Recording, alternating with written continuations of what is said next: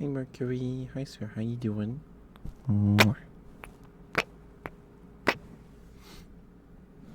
Congrats on getting first, Mercury. How are you? How are you? Who got first yesterday?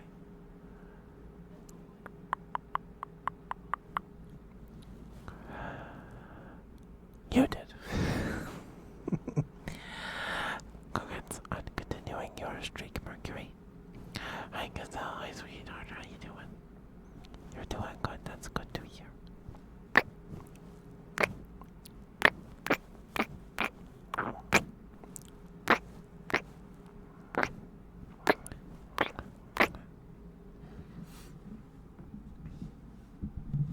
Did you guys have something yummy to eat today?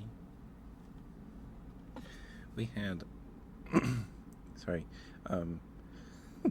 before stream, I had swallowed some spit down the wrong pipe. Almost did, anyway, I guess, and I had a coughing fit. So, if I'm clearing my throat a bit during the stream, that's why. Because my throat's a little scratchy because some spit almost went down the wrong hole. Hate when that happens.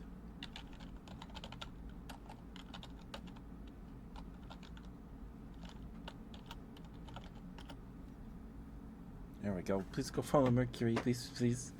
If you're not already, he's awesome. He's a fellow boy of the femme variety. He's very sweet. He does hand cam card opening stuff,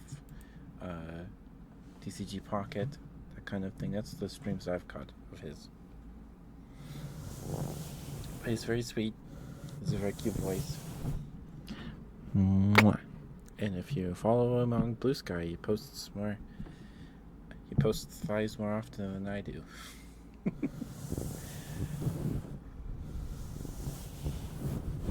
Of course, Mercury, of course. Yeah, so my voice might be a little hoarse today. I had a coughing fit like half an hour ago. Maybe less than that. Hi, Grid. Mwah. Mwah. Mwah. How are you, sweetheart? How are you, sweetheart? How you doing? Bikini or oh my goodness. That's exciting. How you doing, Craig? Did you have one of your olive bread sandwiches today? Hi, Ame. Mwah.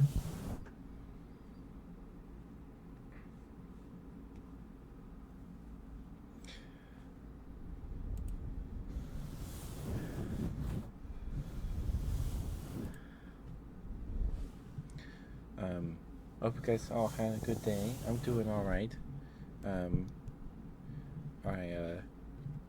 Did I sleep in today? I felt like I slept in today.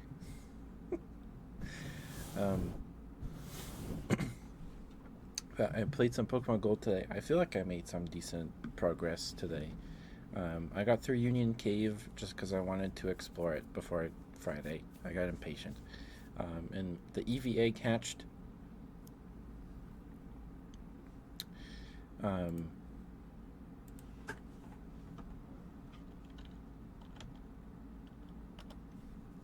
And I named it, it's a male.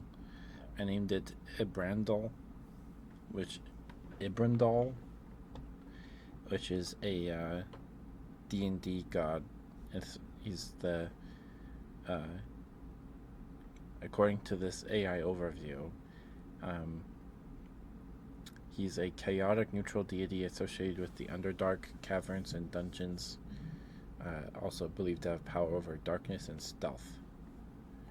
And he was often worshipped by creatures of the Underdark.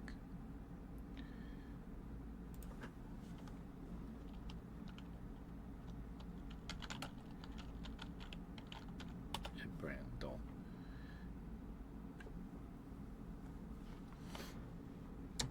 So the EV's still level 5 because I'm waiting till I get his friendship maxed before I evolve him at all. Don't want to miss out on any Umbreon moves.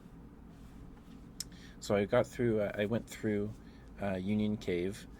Sarah B says that you can catch chinchows and shelder in the basement floor, like the bottom floor of Union Cave, by using the good rod. You can't. Stadium 2 says that they don't spawn there. And I'd rather and Sarah B's been wrong about things before. Like, and they also said there was also no mention of Corsola spawning in um, Union Cave via Good Rod, and I ran into a Corsola, and it took me like 10 minutes to catch it because Corsola has Recover, like Starmie, or Staryu. I like Staryu. And it took me forever to whittle it down, and then I would swap into my Jigglypuff to put it to sleep, and then catch balls, and it was just a pain in the butt. I did catch one. I caught one. I went to the Slowpoke well, went down there, caught a Slowbro,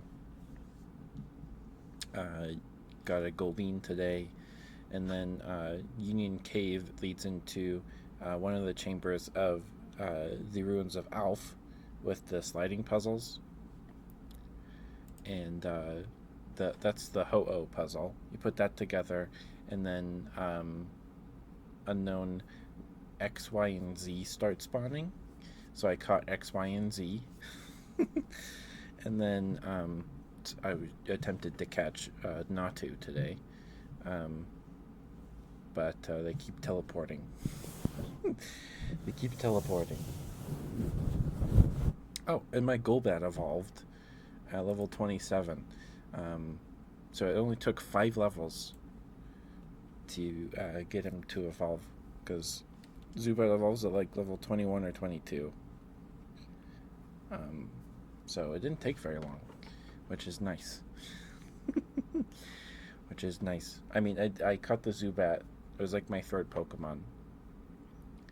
And it's been on my team since I caught him, so it makes sense. Yeah, so I'm a little sad I can't get Chinchows yet.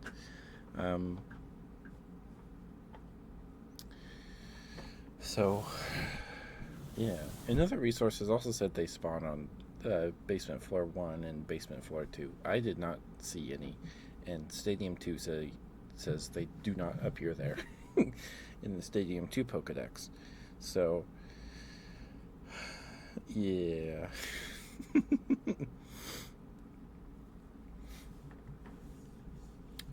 I tried to catch a Quagsire, but Quagsire runs away after a turn, so you have to put him to sleep or something. Yeah, so I think tomorrow I'm going to try to catch Natu and Smeargle, because Natu and Smeargle only spawn in like this little strip of grass that you access through Union Cave. So, which is interesting. It's interesting. So, it'll be fun. And then Friday, I'll hopefully be able to catch a Lapras. Hopefully. I might try to catch on my Game Boy so I can save in that save scum, because it is an overworld encounter. It's a static encounter, whatever you want to call them. So I'll probably do that on my Game Boy, so I can just turn off the power and reload the save. Yeah. Hi, Crid. Mwah. Welcome back from the ad break. Thank you for sticking with me. Thank you. I appreciate it lots.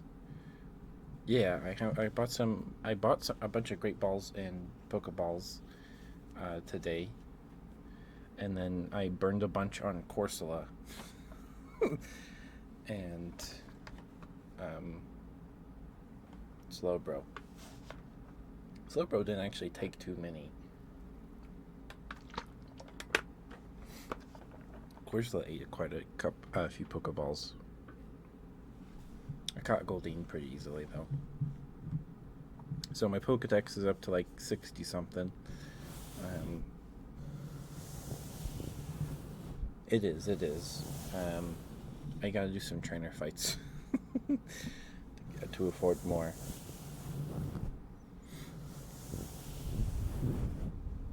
I want this Lapras. Tomorrow, I'm gonna try to catch Natu and Smeargle tomorrow, and then grind up some levels for my Jigglypuff, so I can stay in against the Lapras to put it to sleep whenever it wakes up. I'm gonna try to do that, but we'll see. Why am I so cute? I don't know, Crid. Am I? Thank you, Crid. You're very sweet.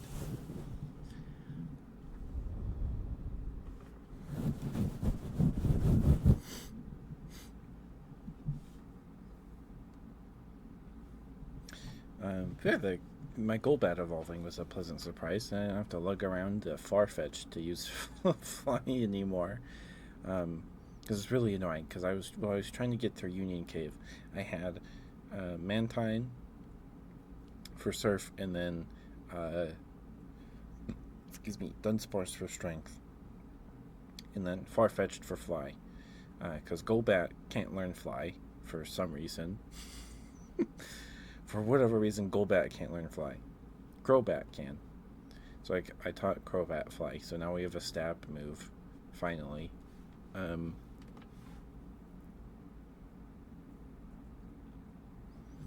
Yeah. I taught Jigglypuff Strength and replaced Pound because why not?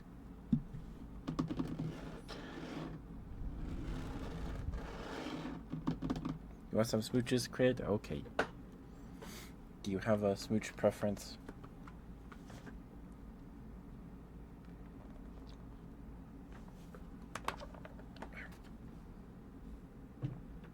Would you like fast smooches, slower smooches, or breathy smooches?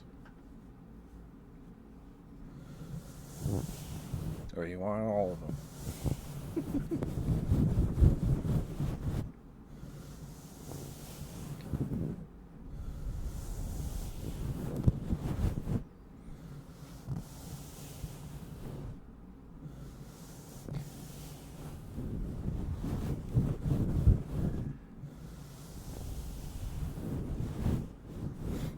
Bulbapedia more than Cerebi? Yeah, I loaded up Bulbapedia. I think it was Bulbapedia, and then I just got jump scared by a bunch of ads. It's like, oh, never mind. But yeah, Cerebi it's telling me wrong stuff about Union Cave, so it's been right about most stuff, but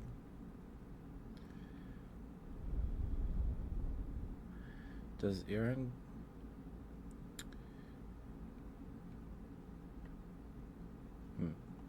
guess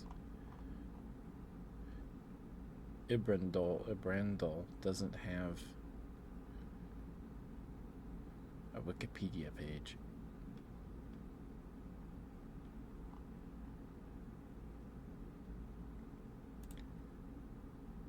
Oh, it's a fandom site. Immediately jump scare with ads.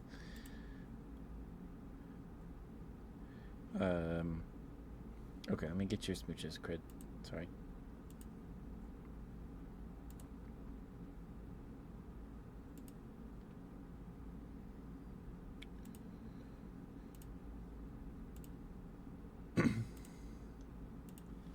Alright. Crid hasn't said anything, so we'll just do a mix of all three, I suppose.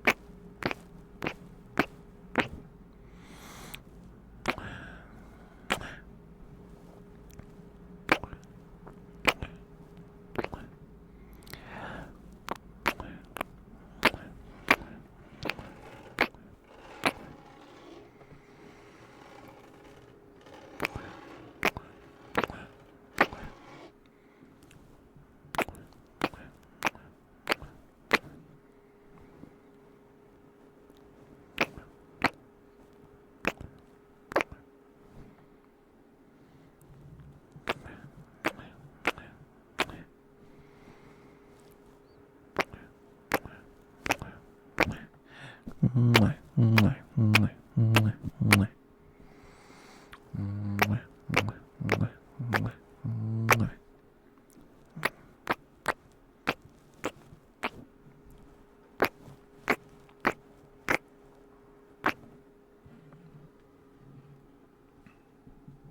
There you go, Crit. Thank you for the smooch reading, sir. Thank you. Hopefully that was alright for you.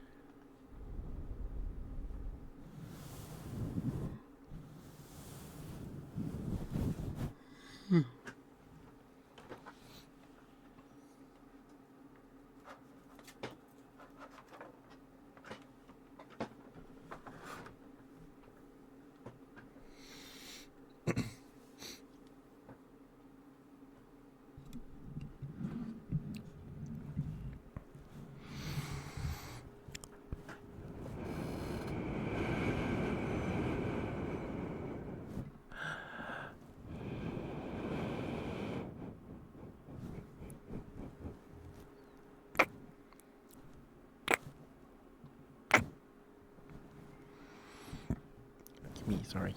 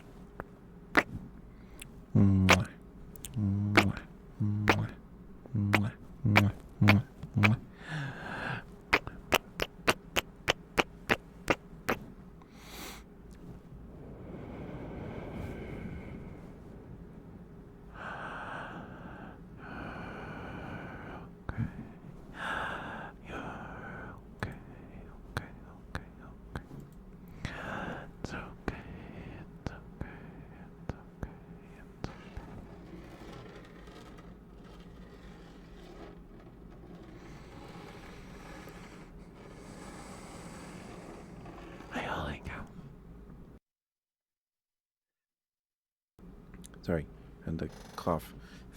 And holy cow! Sorry, I swallowed some spit before a stream, like 30 minutes before a stream. It went down the wrong pipe, and I just started hacking. So I had a coughing fit before stream.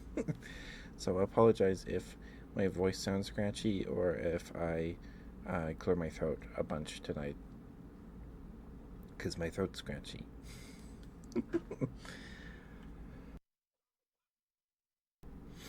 Thank you for the 3 stream streak, holy cow. Thank you, sweetheart. Mwah. And thank you for gigantifying an emote, sweetheart. Thank you for the 30 bits, dear.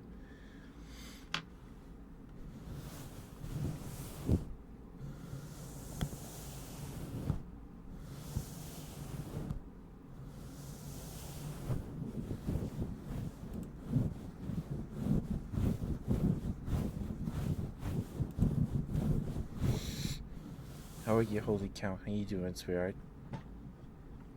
Mwah. Hello, hello.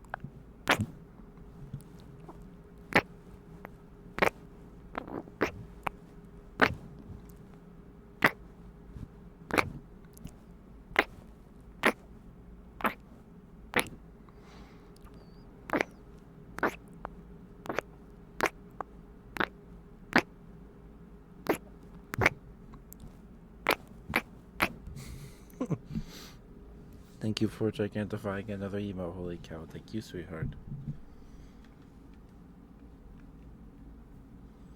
I do have the switch redeem if anyone wants their smooches in the trigger request.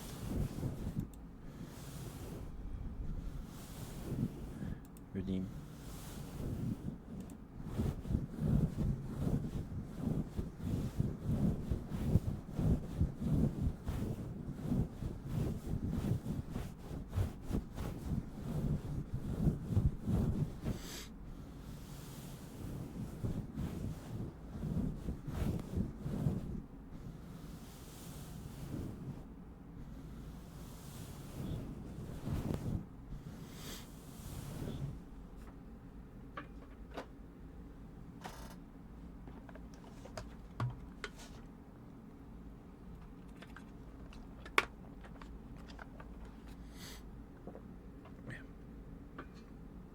Thank you for the other comment. Thank you, sweetheart. Thank you.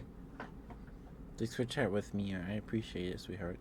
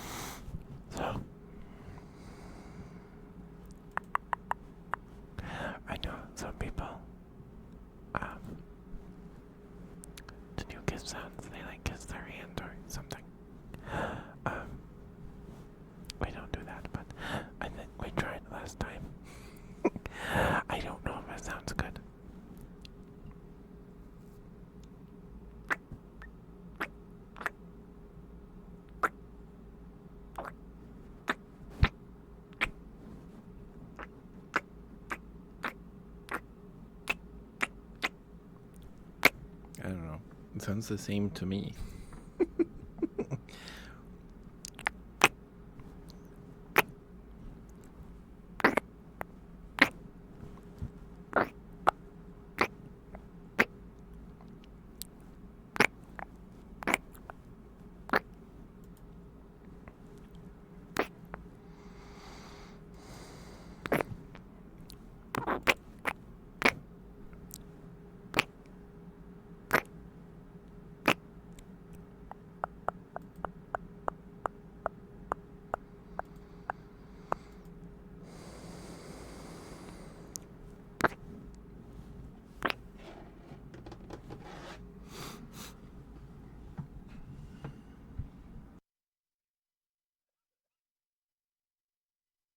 Sorry, I had to cough. Stupid scratchy throat. Stupid spit making me cough because you almost went down my windpipe.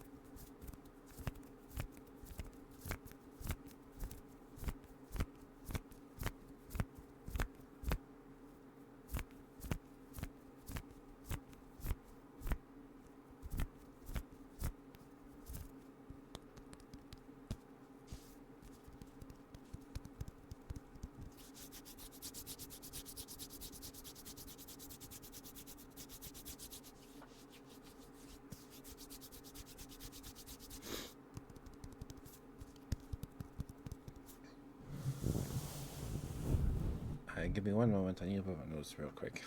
I'll be right back.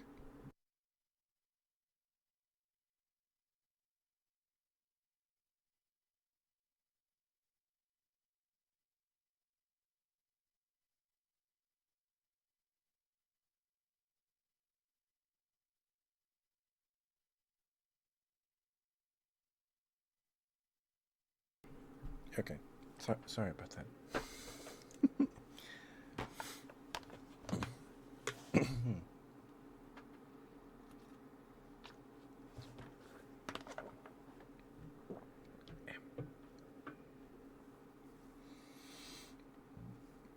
Excuse me. So I caught unknown X, Y, and Z today, and in Pokemon Gold they're just static sprites, right? And in Gold, unknown are actually green,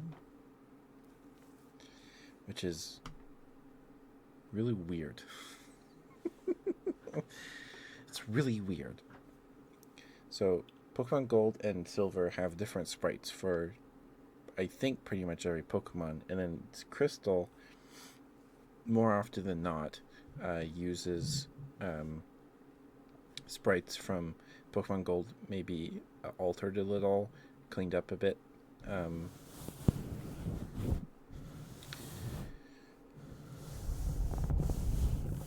Which is, where's it going with this? I don't remember. Oh yeah, unknown. So it's interesting. And like Spinarak in Gold and Silver is purple, and then he's green like normal in Crystal. So I don't know.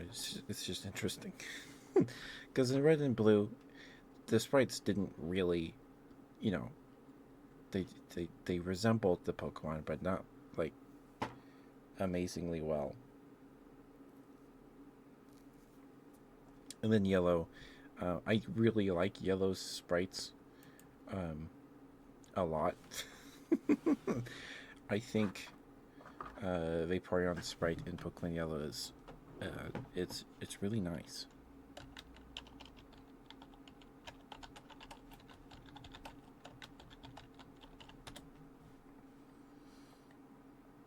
Or maybe I'm misremembering what it looks like. Anyway, I still think it's a pretty sprite.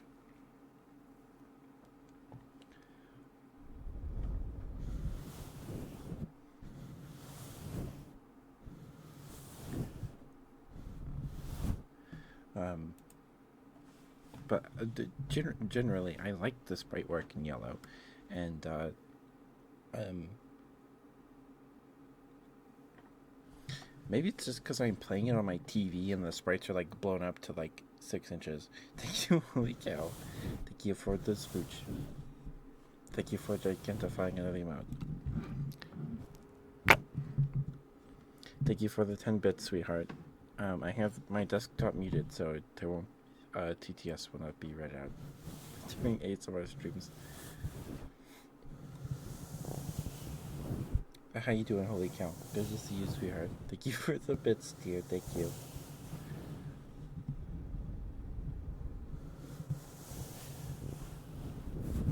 It's a very cute kiss.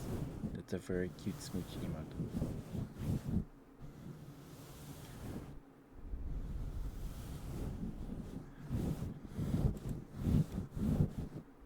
But Gold and Silver, they have used different sprites for Pokemon, and then Crystal uses the sprites from Gold, except cleans them up a bit.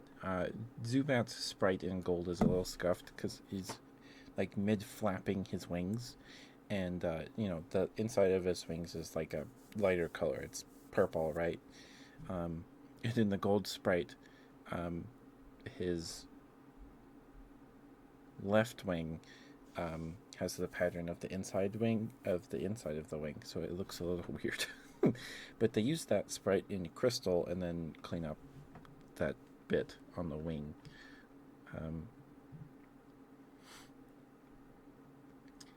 But I'm having tons of fun playing Gold because I've never really played Gen 2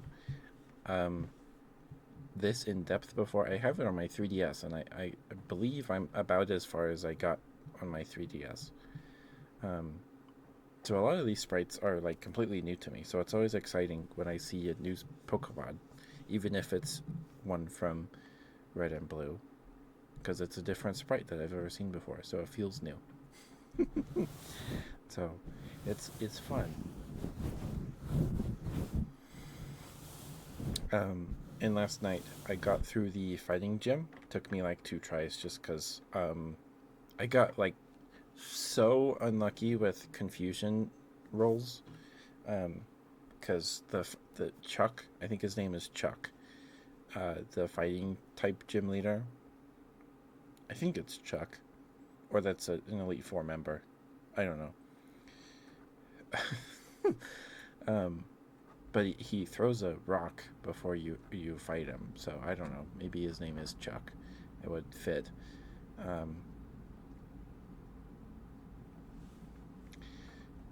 And he has a Primeape and a Poliwrath. So I sent out my Gloom to fight his Poliwrath after I got to Primeape. I got lucky with some confusion rolls against. So Primeape hit himself a couple times.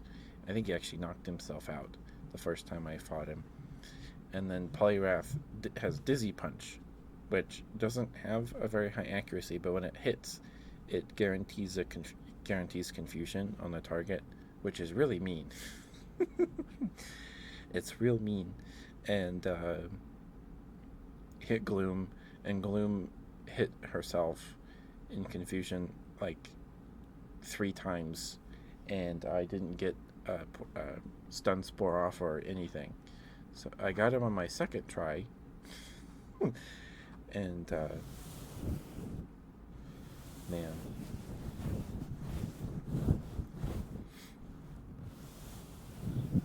and Jasmine kicked my butt a few times, quite a few times, because her ace is a Steelix, which is already rough. You don't even have fully evolved starter. You might. Her ace is level 35. My team is almost level 30 now. And Steelix knows the only I think has Screech, Iron Tail, and Harden. Those are the only moves I remember using.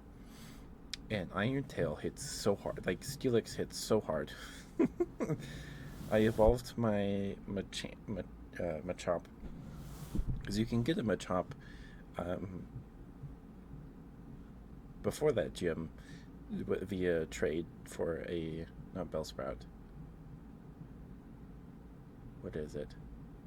Because you trade a Bellsprout for an Onyx. What do you trade?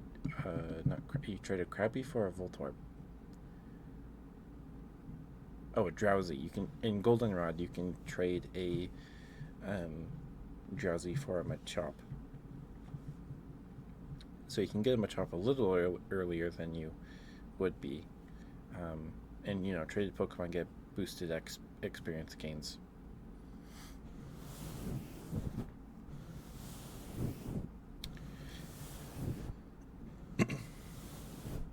But I downed Steelix, and Jasmine is the first gym leader that uses a full heal.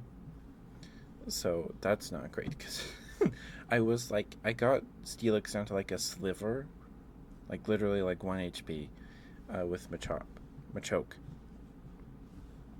And then she healed, and then I got him back down because I had sent out my Sand Slash, and I just spammed Mud Slap till Sand Slash fainted, and then I put in Gloom to try and paralyze him,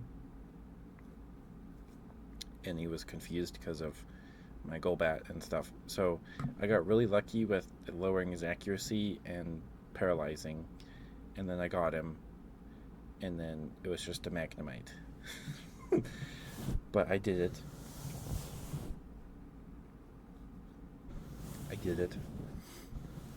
I don't really know where I'm supposed to go next. I'm not quite sure.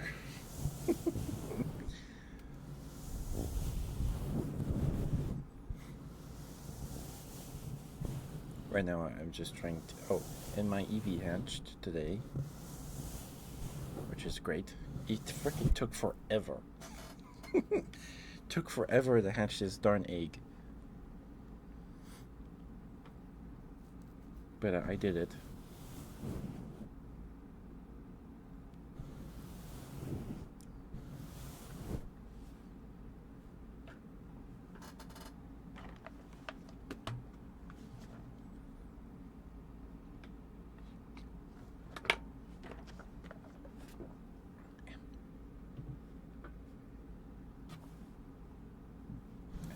Sorry.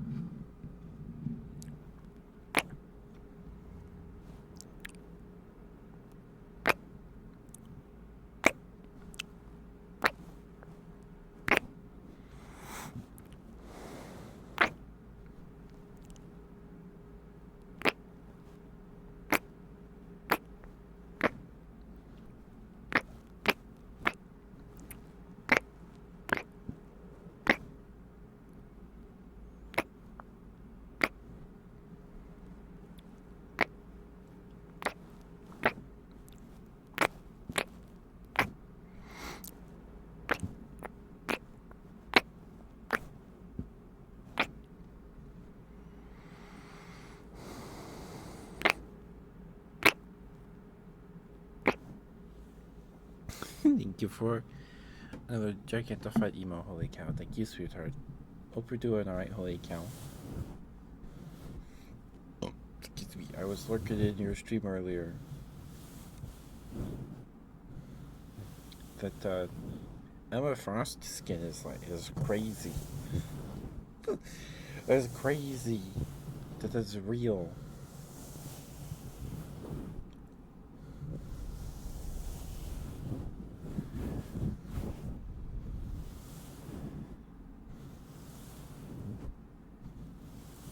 I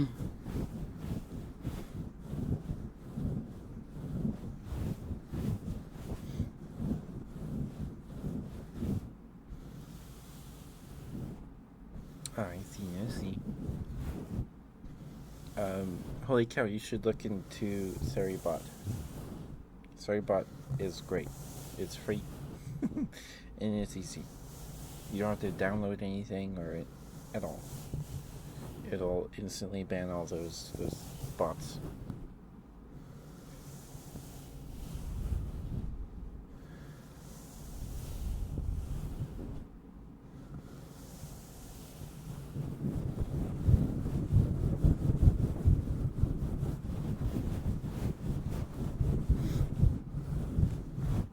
Oh, it turns out I do have smokescreen.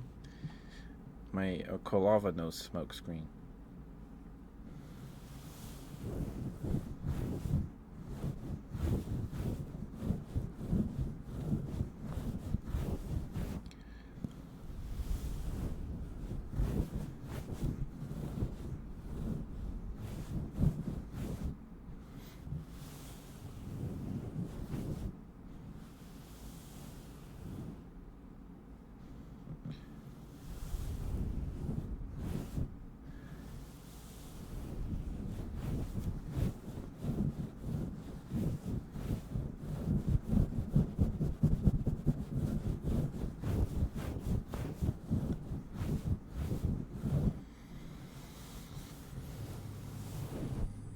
Mm-hmm.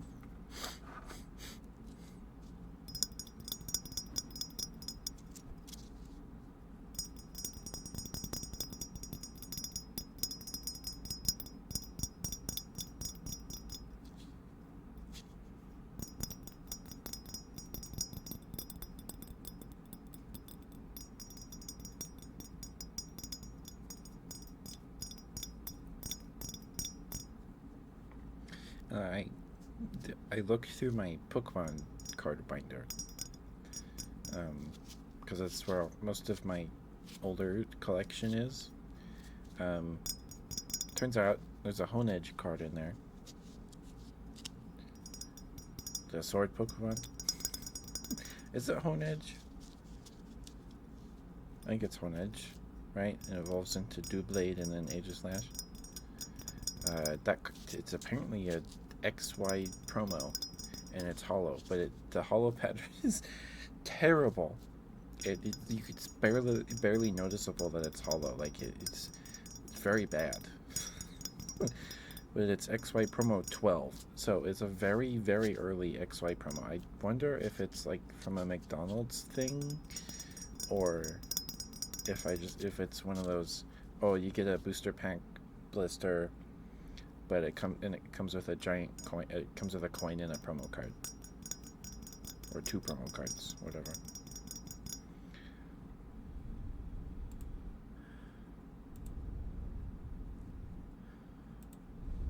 Thank you, holy cow! Thank you for more bits, sweetheart. Thank you. I appreciate you. And I don't know where it's from. I don't know where it's from. Because I googled it and like it's just it's a promo, the 12th XY promo. But what product is it from? Where is it from? I have the Arceus promo, the Diamond Pro promo. It is 90 HP and has a 4 colorless energy move that does 90 damage, I think, maybe less, and it does 20 more damage for every different energy attached to it, or for every Pokemon on your opponent's bench or something. And you can have as many of it in your deck as you want. I didn't know that. But it says it right there on the card. Hi, Kool-Aid Man. Mwah, mwah, mwah, mwah. How are you, sweetheart? How you doing?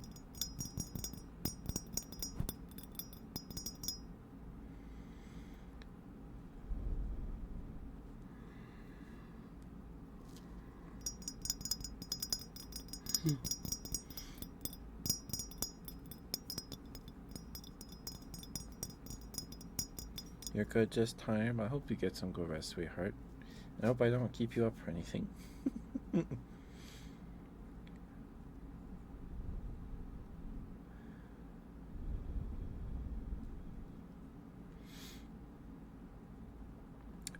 Before stream started, like 30, not too long ago before stream started, um, I swallowed some spit. I almost went down the wrong pipe and I had a coughing fit. So I'm sorry if my voice sounds scratchy. Um, and I'm probably clearing my throat a lot tonight because my throat is itchy.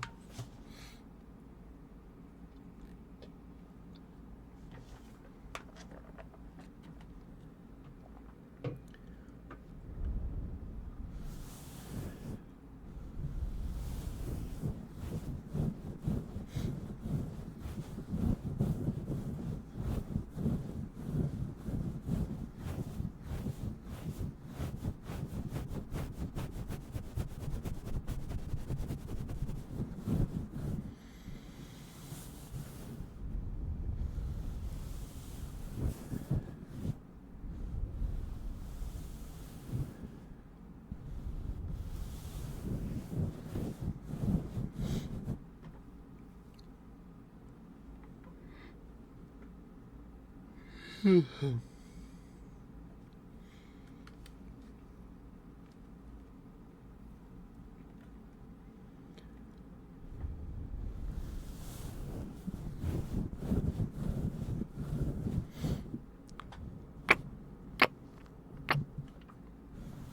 you have something yummy to eat today?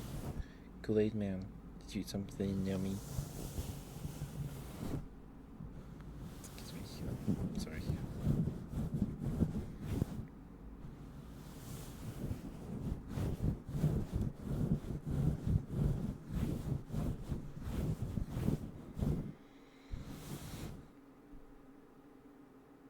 Oh, my nose is my nose tickles. Stop it, nose.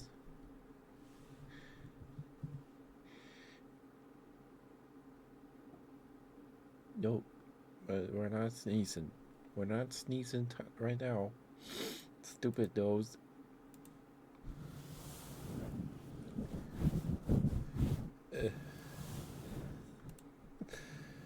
Stupid nose.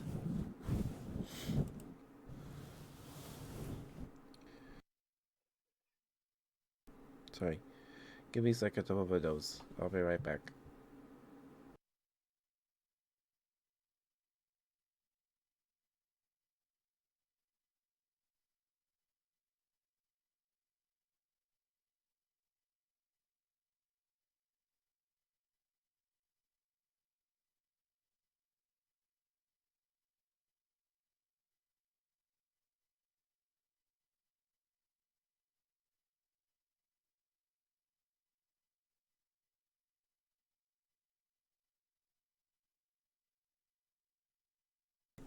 Sorry about that. Oh, and something interesting happened today. I was watching Kumi's stream, and I got ads. I got ads on Twitch, which hasn't happened to me in like literal months. I have not seen a single ad on Twitch for months. Um, Not even like a banner ad on like the homepage. Like nothing at all. Is a very interesting experience. It wasn't like a full screen ad that like replaces the stream and then moves the stream to the little corner above chat. There were like two little video ads that were in the window above chat, and there was no sound. They didn't make any sound, which I was appreciative of. But that was interesting. That was interesting. Um, yeah, I don't know. It's weird. It's weird.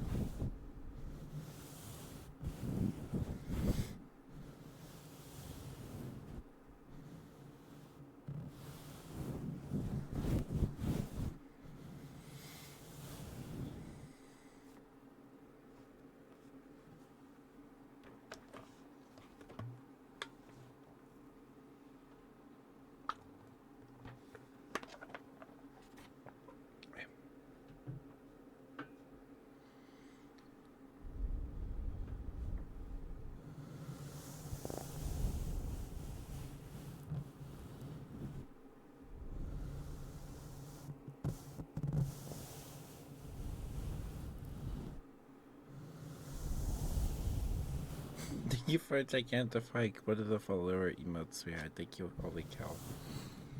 Mwah. Mwah. Mwah.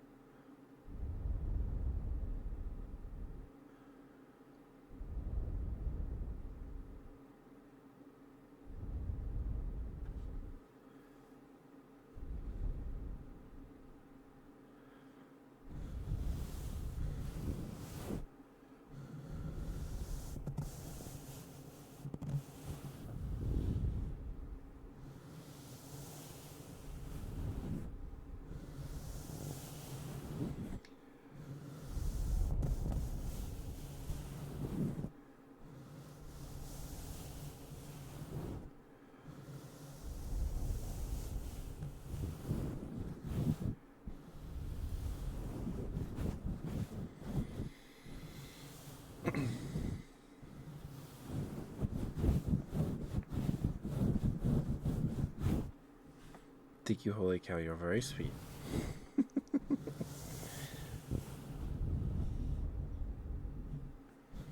Isn't there like a bunch of stuff you can do with bits now? Oh, also, sorry, the ad break starts in a second, in a couple of seconds.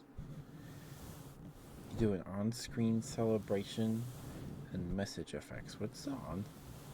I don't know what the on-screen celebration does. I don't know.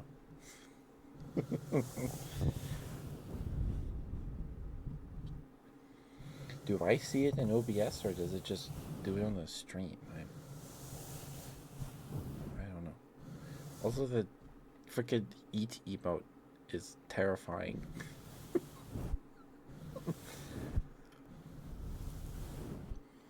When it fades out, I hear like the Dark Souls death sound. You died.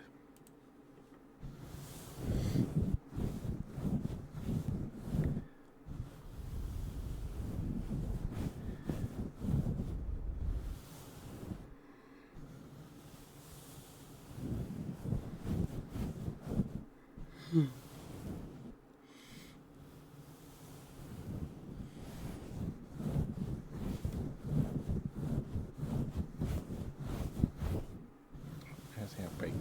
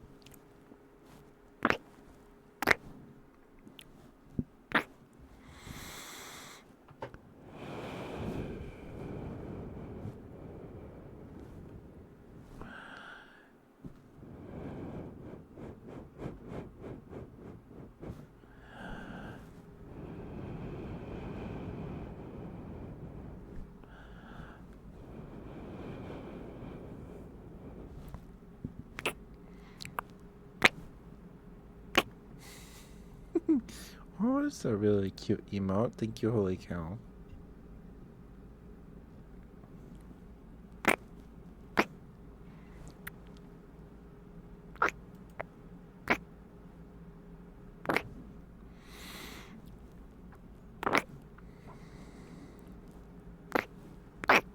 Sorry, that one might have been loud.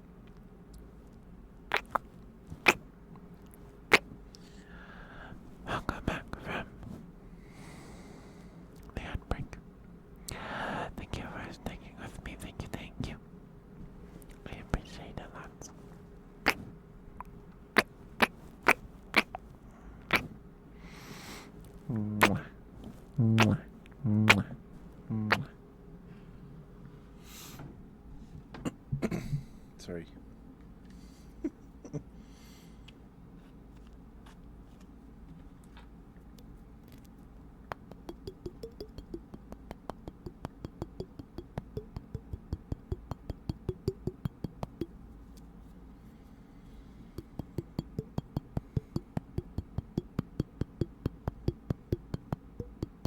So, a couple of years ago, when I was working at Walmart, I worked mornings into the afternoon. Um, and before when my shift started, we would wait for our team lead to get there to give us our assigned aisles for that day. I did top stock. Um, then after a bit, she would just write up a calendar, taped it to the wall, so we didn't have to wait for her. Anyway, to kill time, I would just look at the Google recommended like news article things or whatever on my phone, and for like a couple of weeks, I was getting articles about like how to grow mushrooms in your backyard, and or like, oh, go out and forage these mushrooms because they're really good for you, or whatever. Like, why am I getting articles about mushrooms? I never even Googled mushrooms. It turns out, like weeks before that, or a couple, before I was getting articles about mushrooms because I clicked on an article talking about how mushrooms send uh, electrical signals through the mycelium to communicate. So, and that the signal sent through the mycelium might constitute like a language, quote unquote. I think that's been debunked or something now.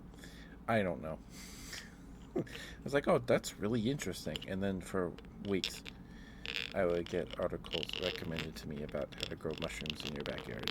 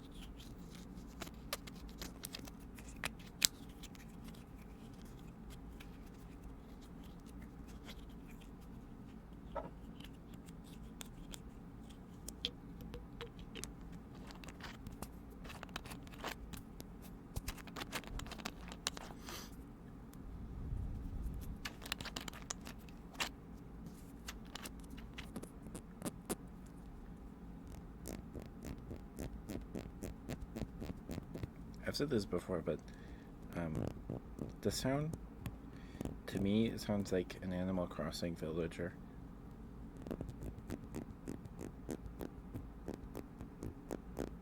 or um, vaguely like a me in Tomodachi Life, or something like that.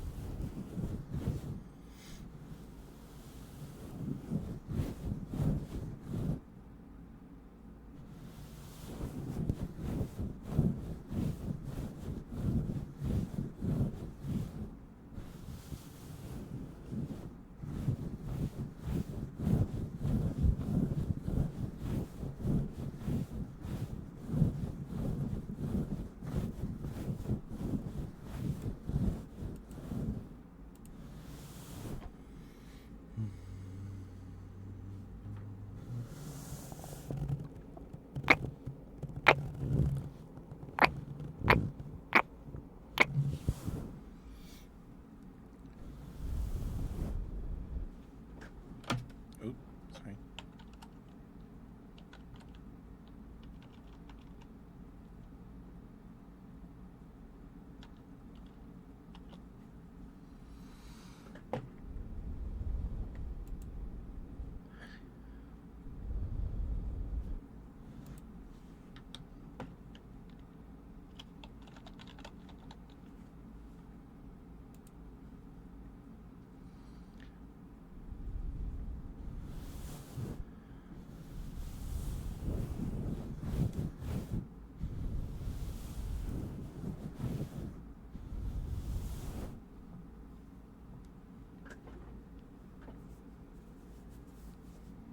Hey Gazelle, do I play mainstream games? Out nerded by me in that field. Um, I played a lot of Halo when I was younger. I played Halo 5 every day after school when I was in high school. I unlocked all the helmets and armor in that game.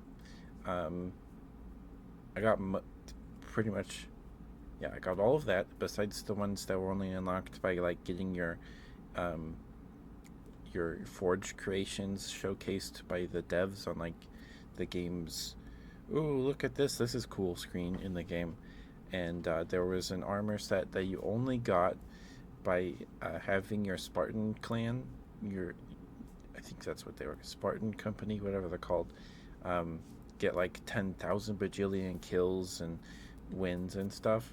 And there was like this big drama at the time because the armor is really cool. It's like it's based on like a Centurion helmet and stuff. It's really nice armor. Um, but it was that was the only way to get it, and it took like hundreds of people grinding for hundreds of hours to get enough kills and uh, all that stuff. Um, it was more than just get kills in your matches and whatever. I don't remember the exact requirements, but there was drama about people being kicked from their clans right before they hit the requirements to get the armor. Be like, man, so an interesting time. Um, but I haven't really like played multiplayer games, like online multiplayer games, really at all. Like I only really play games when I stream, or it's like I'm playing through Pokemon Gold right now, but that's about it. Um, I've streamed Valorant twice, and they were both play. We played with a friend. Um, Teeny taught me how to play, and then we played with Jiraoki. Um, he's a werewolf. I think he's a werewolf. Wolf guy, and yeah. So there's a clip of me getting a triple kill in Valorant with the pistol. It's great. It's great fun, but I've only played it twice, um, and uh, I've played League before, but I haven't played League in years. Um, since like 2021, maybe 2020. Um,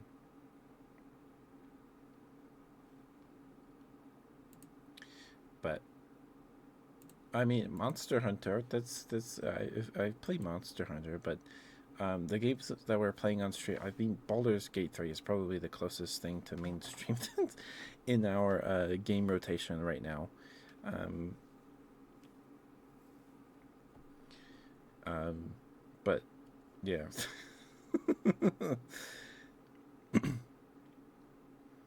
Ah, no, I played League, and then I got my brother into League, and apparently I made him like irrationally angry, so I had to quit because it made him angry. So now he just plays Destiny 2 all day. Oh, that's the game he plays a lot. Um, you want a good boy, Crid? Okay, I'll get you a good boy.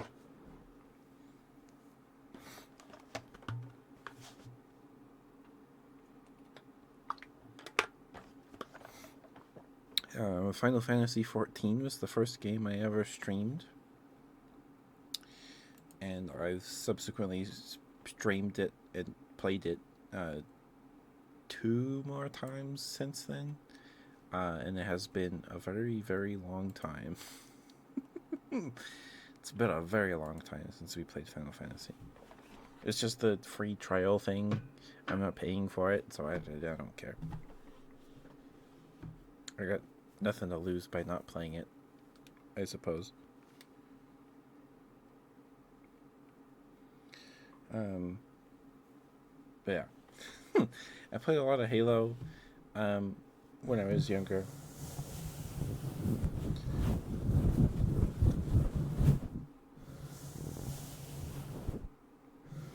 I tried. I played Genshin for a little while. Um, well, don't. I can't give you advice on how to get into Final Fantasy 14 because I probably know less than you do. Excuse me. I do know that we made a cute dragon girl, and she fights with a spear. She uses a spear or a lance. We're playing a lancer, I think the class is called. We're still like the beginning area of the game. Like we have not gotten very far. We have not.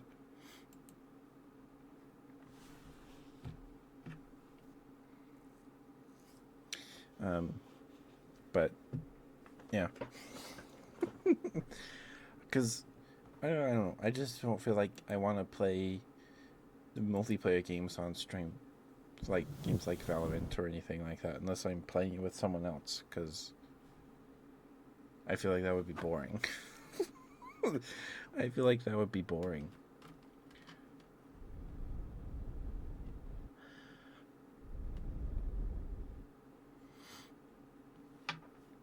Wait, I don't think I've streamed Repo. I have Repo. Played Repo.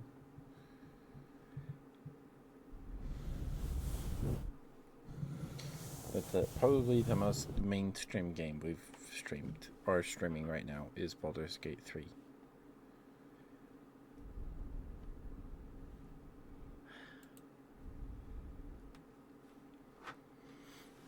I know a lot of people that play Final Fantasy 14. We're on the Goblin server. A server I made my character on is called Goblin. Um,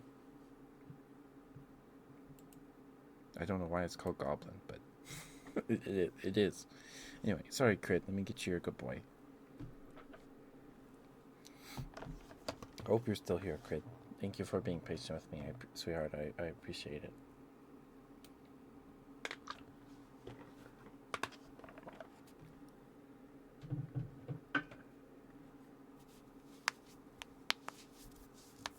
Sorry, my fingers. Okay. Good.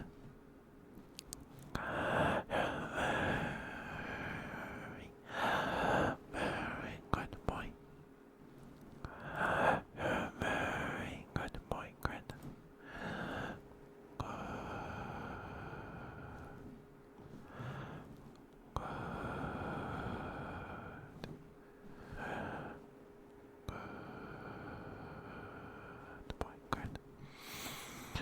Great, thank you for being here. Thank you for lurking and chatting, spending time with me on the streams. Thank you. It's always good to see you. Always good to see you, sweetheart.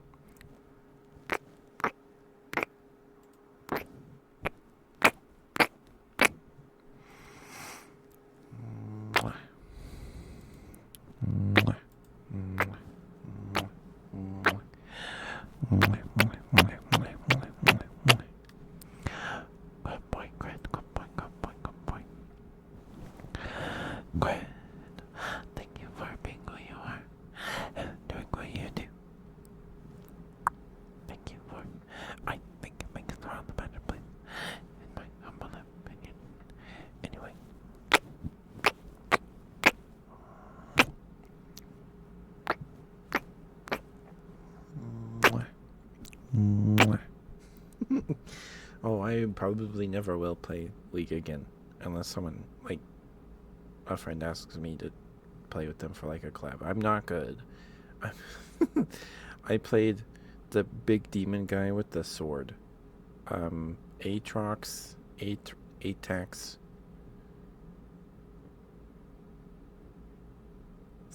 And then I tried playing the little eldritch monster guy that, like, spits. Because he was, like, a rental for, like, a week. Because I liked the more monstrous characters than the more human-looking ones. I always do. When I'm playing D&D or a video game or anything, I want my character to look as least human as possible. Because I am a human in real life. I want to not be human when I'm playing. We're playing make-believe. Let me be something completely alien. It's more fun that way.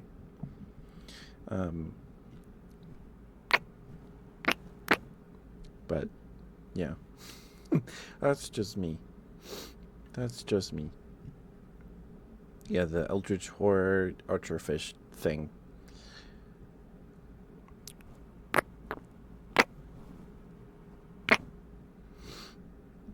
Like, um, I like orcs fine enough, but like, I feel like playing as an elf, human, gnome, whatever. It sounds kind of boring to me. I would let me be a thing that can like rip things apart with my hands. You know, that's fun. Sorry. Let me finish your good boy crit. Sorry. Good boy, good boy. Such a good boy, yes you are. Yes you are. Look at you, such a good boy. Yes you are. Yes you are such a good boy. Look at you, such a good boy. A very, very good boy. Yes you are. Yes you are such a good boy. Look at you, such a good boy. A very, very good boy. Good boy, good boy, good boy, good boy.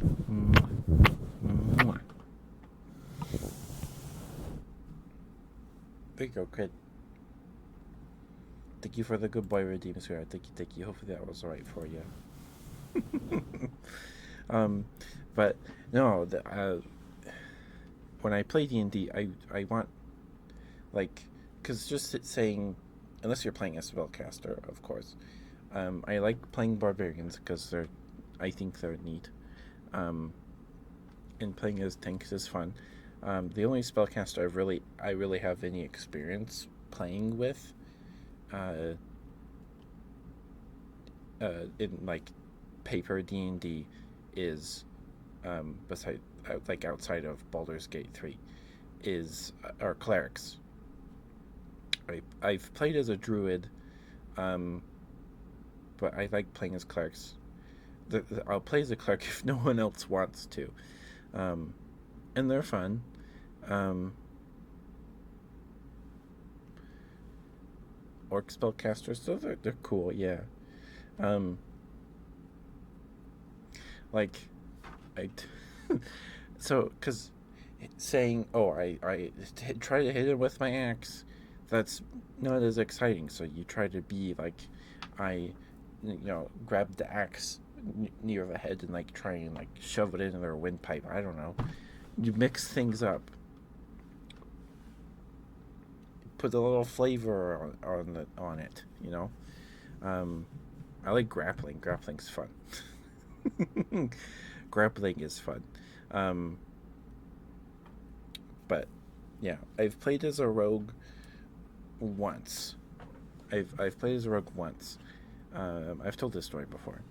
But my brother was running the Sword Coast Heist or whatever it is, that the fifth edition module, uh, for me and some of his friends and stuff.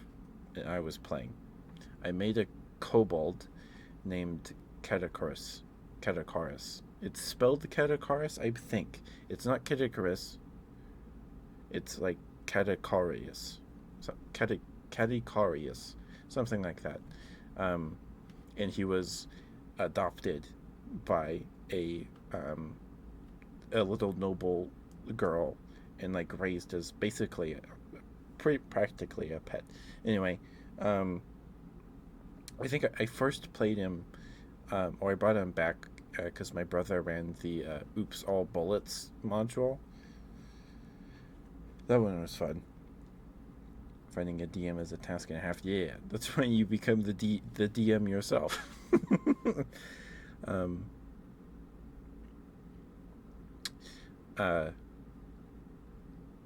but yeah, kobolds are fun to play because um, I don't know. I feel like the monstrous races, the monstrous species in D&D, I think they have more character.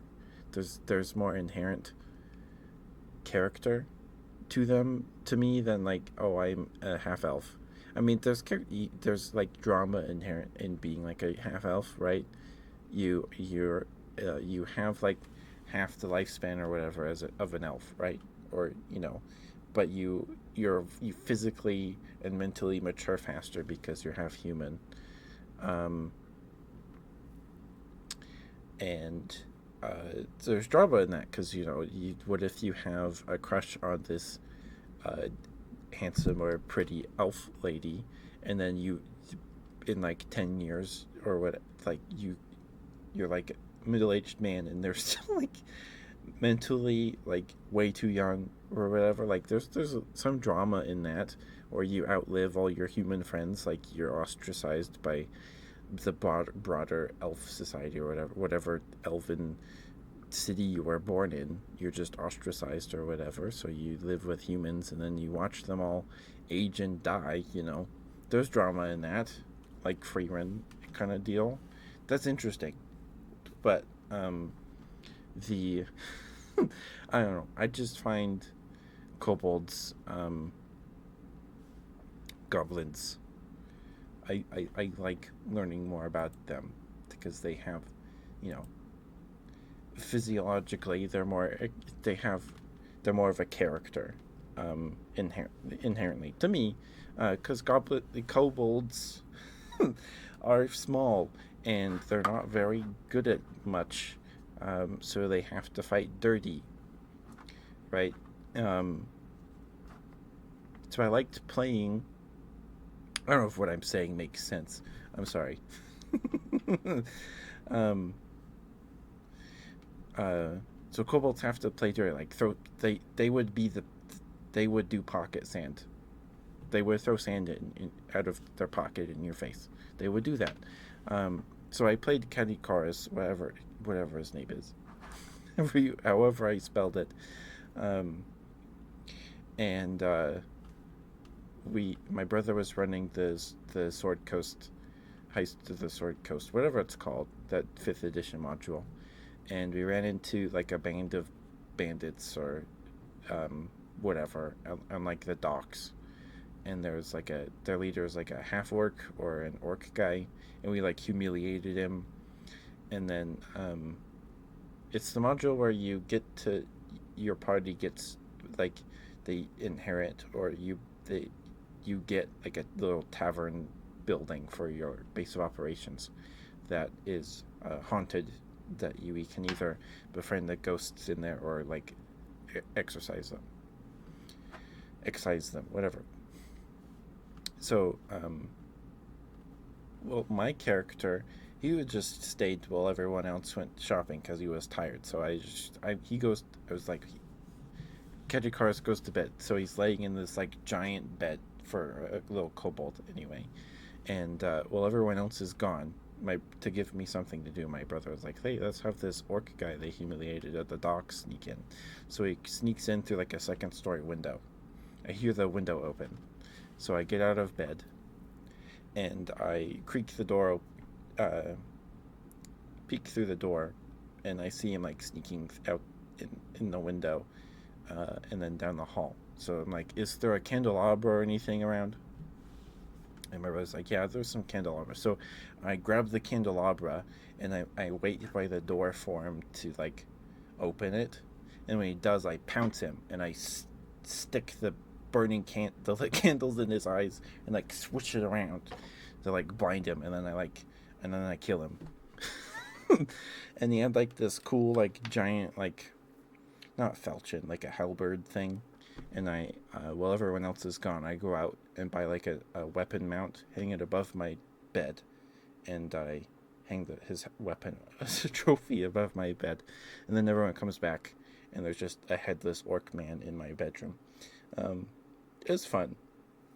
Oh, um, we all got like, we got like a bunch of money for some reason.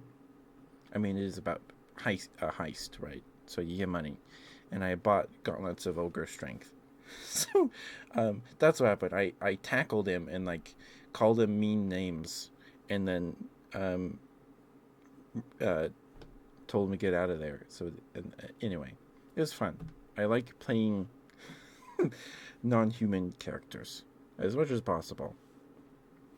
It's what I find fun. Um, I like grappling because it's more engaging than just kind of standing there and hitting with your weapon. Unless you're like the battle master fight or whatever, and you have those cool maneuvers that you can do. Barbarians, they don't get much when they're raging.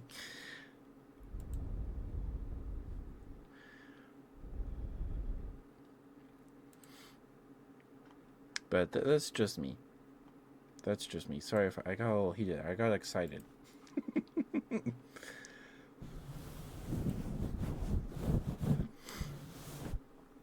um,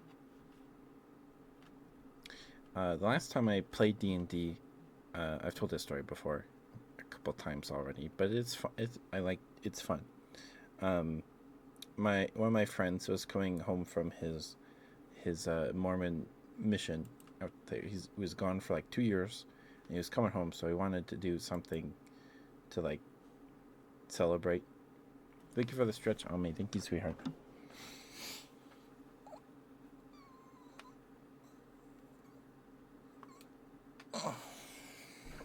Thank you, Omi. Problem was, we had done it. I had been running. I had run a campaign for our friend group, in like 2019 to 2020, or like after I graduated high school. They were still in high school and stuff. But it had been a long time since we played that campaign, and I don't really remember much of anything. And knowing what I do now about world building and stuff like that, I think I could do a much better job. But excuse me. Problem was, we didn't want to like make a character for him because that's not as fun. Um, like, surprise, we're playing D&D and you're playing this guy. Um, so I came up with, um, I guess, the setting of like a carnival or circus is a popular thing because it's in Critical Role in Baldur's Gate. I don't know.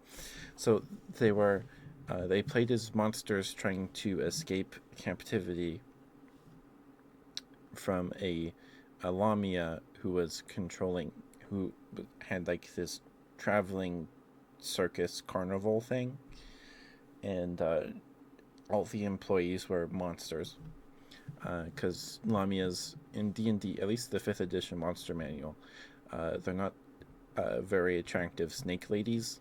They're very attractive ladies with the lower half of like a lioness, and they're like giant. Thank you for gigantifying another Ebo. Holy cow! Thank you, sweetheart. Mwah. Thank you for the 30 bits. Um, and they employ jackalwares. They're were jackals that go into town and kidnap people and attack caravans and steal their valuables.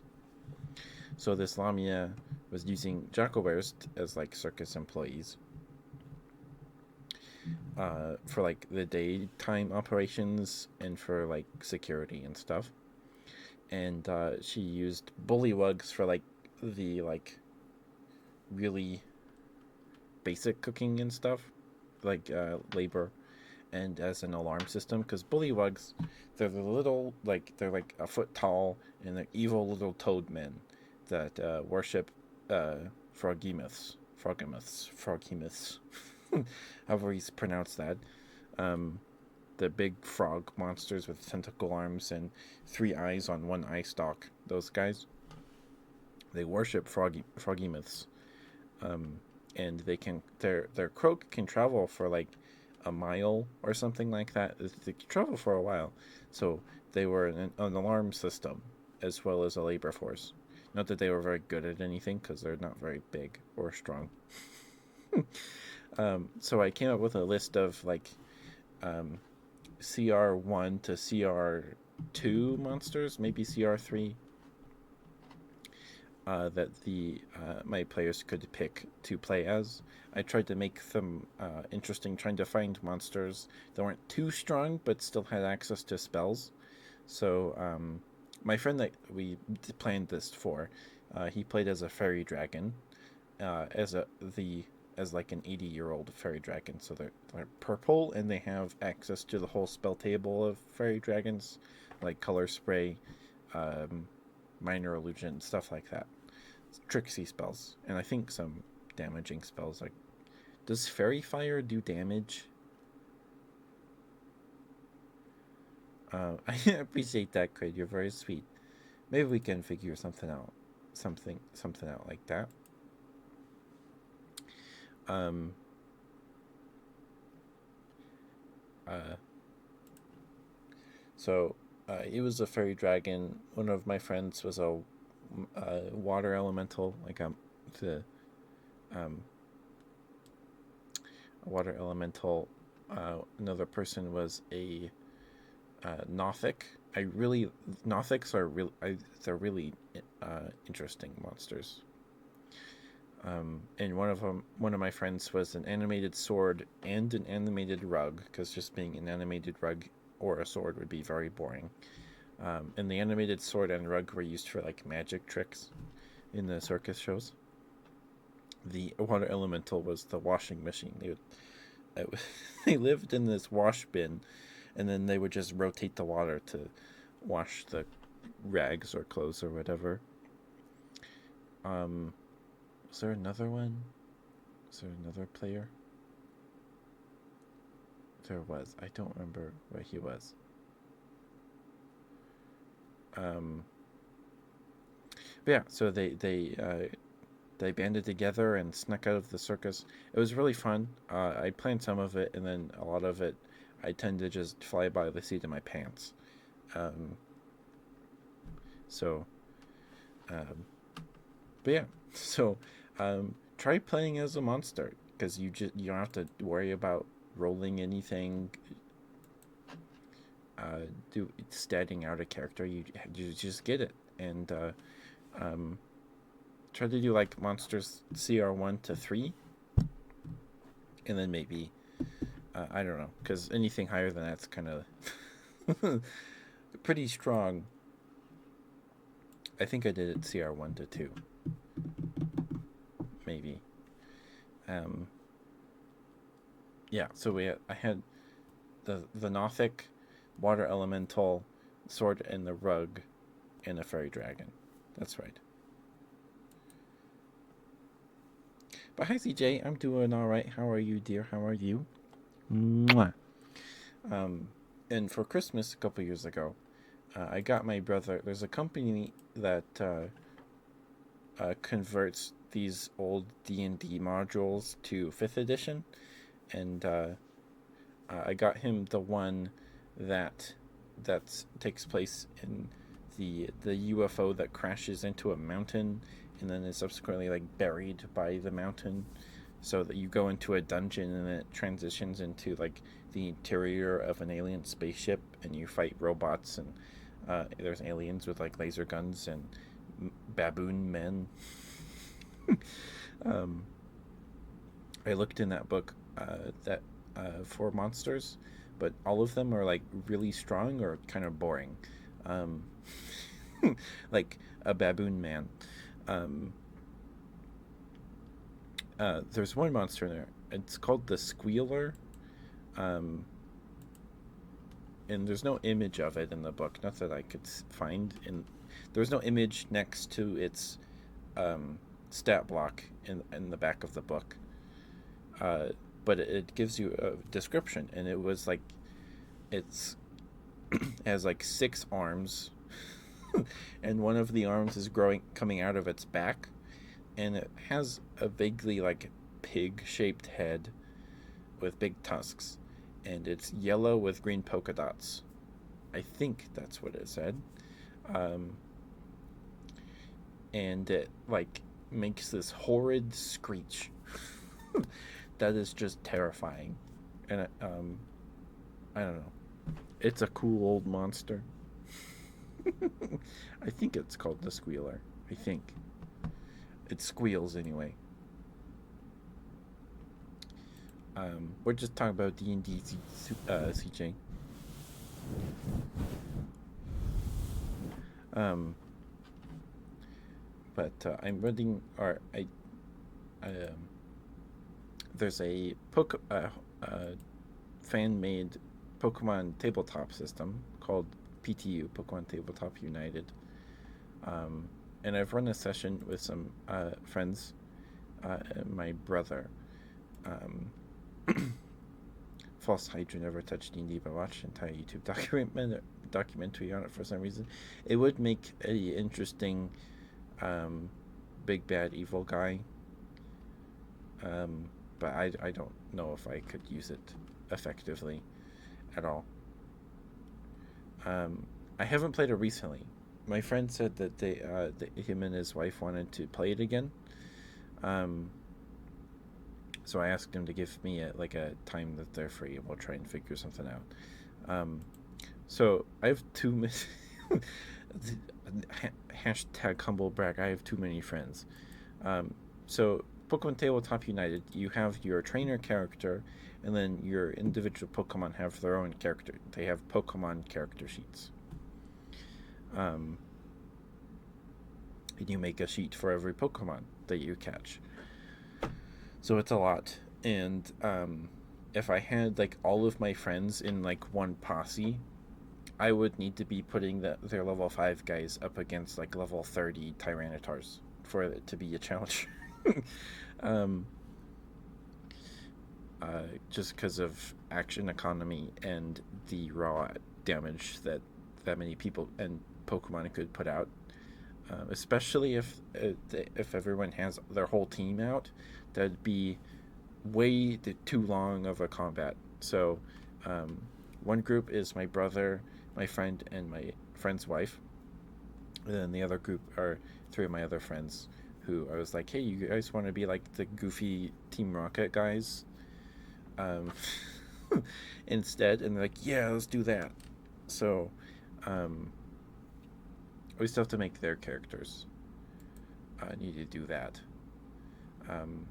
So I did do a session of Pokemon Tabletop United, and it was actually reading the rules makes it sound super complicated with a lot of math, but putting it into practice, it wasn't actually too bad.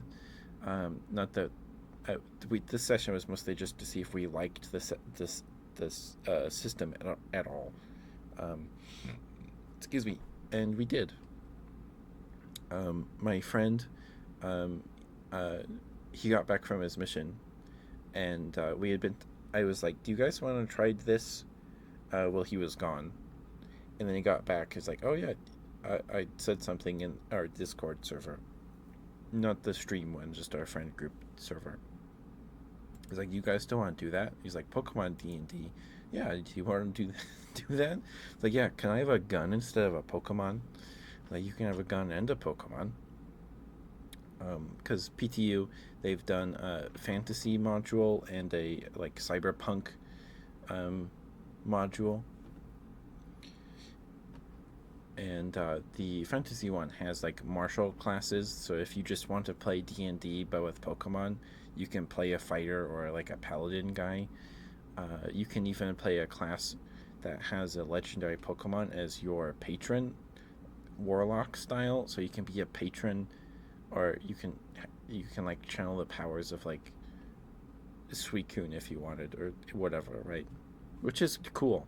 And there's a marksman that uses ranged weapons, so he's playing a grizzled, experienced, scarred bounty hunter cowboy guy, and he picked Trico as his starter, who I believe is named Quick Draw, Quick Shot, something like that. And he's a sand slate gray color with a red tail. He's not shiny. He's just, or he didn't want the shiny color Trico, and it's not a regional variant Trico that I homebrewed or anything. It's just he's just brown.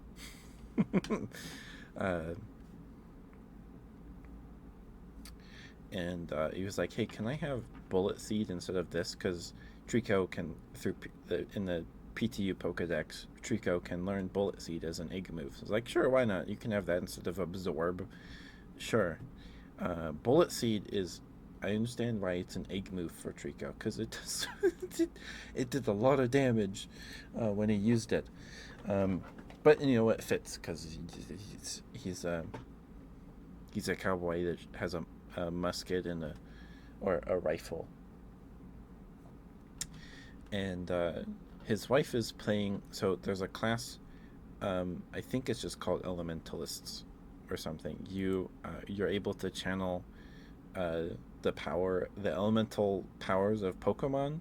So you can use like there's a class for each Pokemon type, and she's playing a Dragon Elementalist, and she gets to use like Dragon Claw and Dragon Tail as a human, and that's just really cool. So her family are all fairy type elementalists. They're a lineage of fairy type elementalists, and she's a dragon type elementalist. So fairy type is super effective against dragon. Whatever. So she was like she ran away from home because she with her Dino.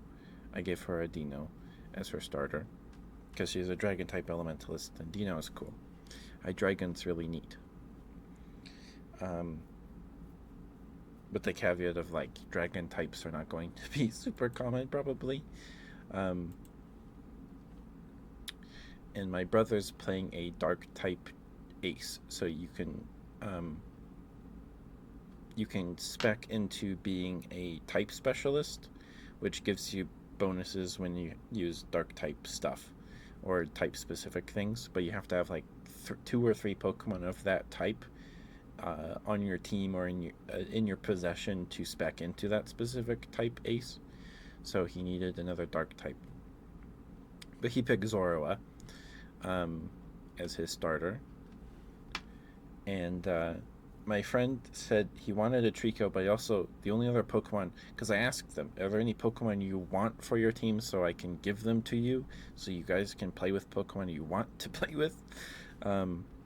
And my friend said he wanted a Tailo, or is it Swellow or Tailo? The Swellow. Swellow's the evolution. It's Tailo. It's Tailo. He wanted a Tailo. And Tailo is, I think, a coastal bird, or it's based on whatever. But in my setting, they're not like native to the region.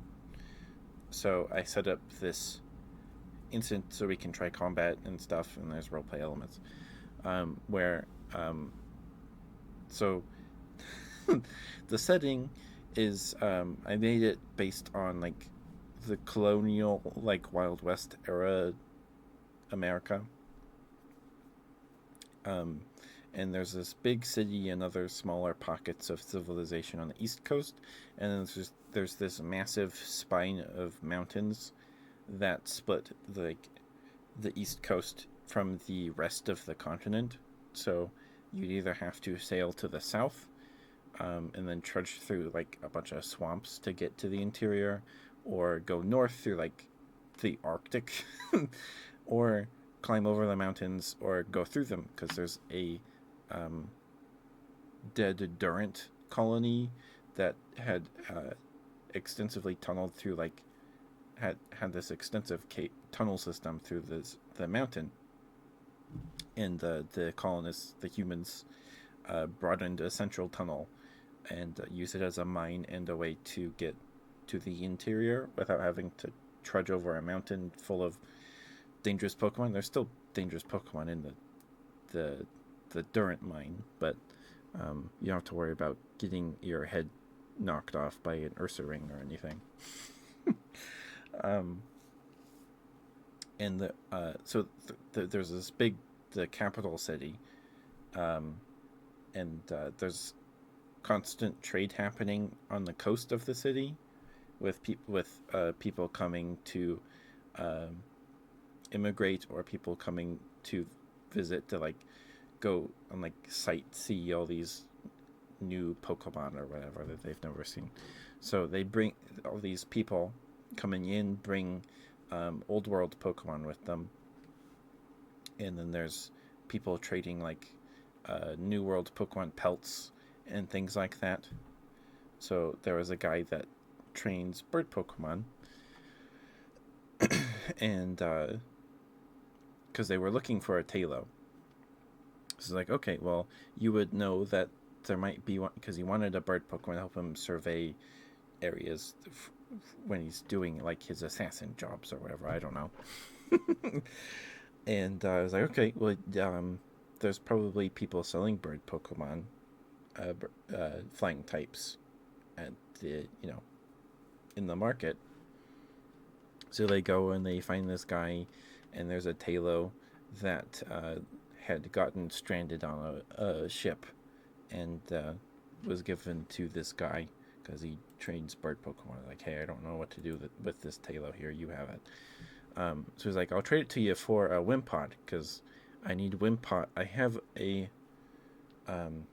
Wimpod, and I need another one so I can get Wimpod fry to feed to my birds.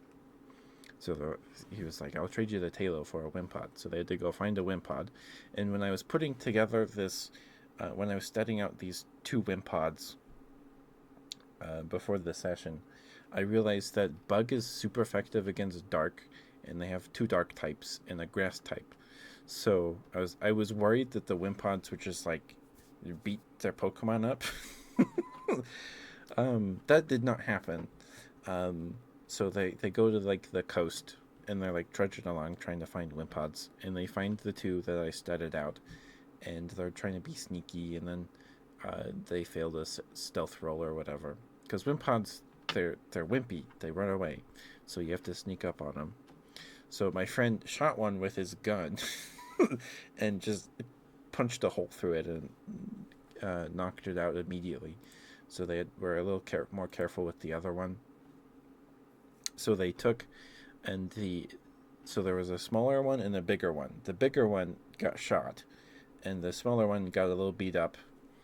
And then my friend's wife, her character picked up the Wimpod. I was like, no, it's okay now, because she has, through her Dragon Elementalist class, she has this ability where she can give orders to Pokemon that, because in PTU, there's like levels of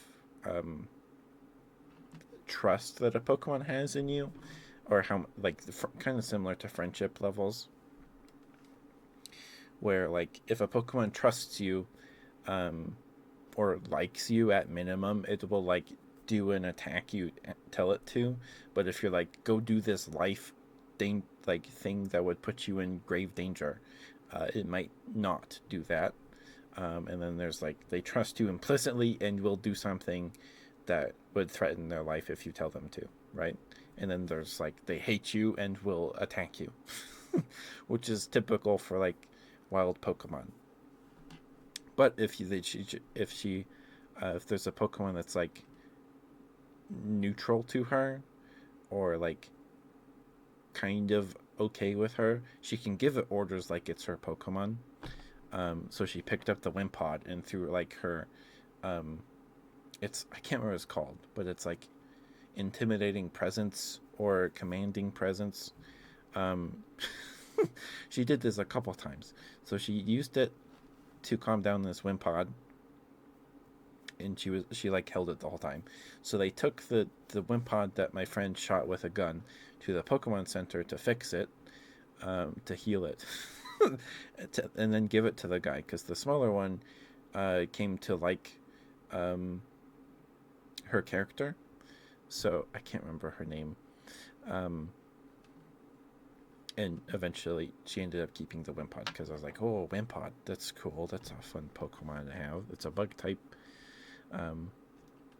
So she has a Wimpod now, and it's not a Dragon type. Anyway, PTU is really a really fun system. From what I've experienced with it, reading it is daunting. It is a lot of math. There's all these calculations for catch chance, specific range of numbers you have to roll a D100 to catch a Pokemon. Like, is it a legendary? What its level? If it's paralyzed, if it has a status effect, how low its HP is, all that stuff. It's a lot of math. Thank you for the gigantifying end of the emote. Holy cow. Mwah. So they get the Wimpod, and then they go to the Pokemon Center. They heal it, and then they give it to the guy, and then now my friend has a Talo, um, and then they meet my brother's character because my brother was late; he was asleep or something, and there's some little interactions between Zoroa and Trico and stuff. Um, but one of the coolest systems I think PTU has is that there's a type shift. You can have a Pokemon undergo a type shift. I don't. I just in my brain I call it the type shift ritual, but I don't actually remember exactly what it's called. But there's a way you can change a Pokemon's type. If it's monotype, like a Magikarp, it would gain a type, so it'd be water, like water electric. If it's a dual type, you pick which type this new type replaces. Um, and so my brother wants to. Um, so when they met my brother's character, they went out into like the woods outside the city, the forest outside the city, to find a male Nidoran, because my brother wants to type shift it into Dark Poison, because Dark Poison is like a broken type combo. It's one of the best type combinations in the game. Skunk Tank is nuts. There's that uh, evil team fight in Scarlet and Violet with the Skunk Tank. That thing walled me like 3 times. It took me. I don't even know if I ever beat it. Um, Poison Dark is mean. It's nasty. Um, so he wants to type shift the Nidoran. He didn't get to yet. Um, but then I improv this in my head. I came up with this on the spot. There's this eccentric like guy that people were handing out flyers for this show he was going to put on in like near the battle plaza. Like there's an area that's just kind of paved that you can have Pokemon battles on. And he was going to give like a show um, at a specific time at the plaza. So like, okay, well, let's go see. I think I came up with Zamboni the Great or Zamboni the Magnificent. His name is Zamboni. The most eccentric word I could come up with on the spot. And he gives this presentation of him type shifting a Magikarp into an electric type. Which I thought was pretty cool. And then a shadow. So I came up. I wanted to do Pokemon D&D in the first place because of my Pokemon Enemy book, which I've showed on stream. I showed you guys last Sunday. It was like 2 Sundays ago. It was not. It was not a couple days ago. It was like 2 weeks ago. Yeah, two Sundays ago. Because in the Pokemon Enemy book, the author speculates that Blastoise has these inorganic metal cannons in its back because through however many years of domestication, Blastoise's power, like the PSI or whatever, the strength of his water sparts has been so focused and what's it called? Selectively bred for power that if a domestic Blastoise, after evolves from Wartortle, were to try to fire like a hydro pump or water out of its back, the water bladder in its shell would rupture and then it would drown. And I was like, that is so cool. And then I was like, well, what if they have like Blastoises on every corner of the street instead of like a fire hydrant? You know, because Blastoises can walk and fire hydrants can't do that. So I was like, oh, and then I got all these ideas. So then that's how I found PTU, because I wanted cool Blastoises on street corners to put out fires. And they have cute little firefighter hats. It was cute. Um, while Zamboni was doing his Magikarp type shift, this shadowy guy walks past the Blastoise, hands him a little berry, and then pets it on the belly, and then walks away. And the Blastoise eats the berry, and then it kind of bowls over, like clutching its stomach, and then it essentially just became a Shadow Blastoise. The guy turned it into a Shadow Blastoise, and it goes nuts. And then the party beats it up in like 2 turns. Because my friend shoots it with a gun, and then Trico jumps off of. Oh, my uh, my friend's character has a Mudsdale as his like mount, and Mudsdale doesn't participate in combat. Um, those are caveat. You can have the Mudsdale because your character's a cowboy bounty hunter guy that hunts like bad guys and specific Pokemon for rich people. So you can have a horse Pokemon. Sure, that makes sense. And we're like, okay, Mudsdale, just in case it needs to defend itself, we'll give it Stomp at the minimum. It only knows Stomp. So Trico jumps off of Mudsdale's back, uses Bullet Seed, and it just obliterates this poor Blastoise.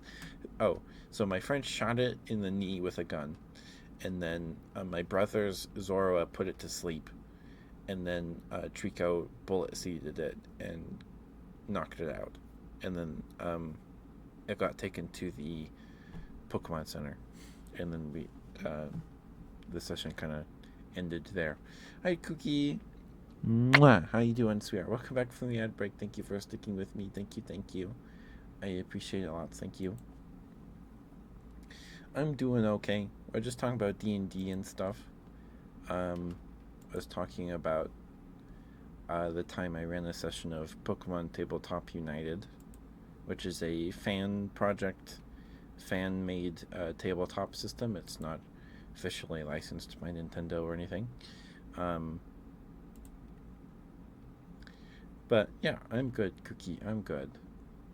We'll probably won't be live too much longer. The time kind of got away from me. I got excited rambling.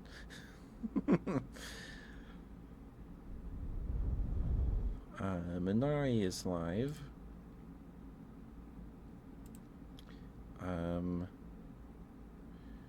Kaya is live, but she's playing Minecraft.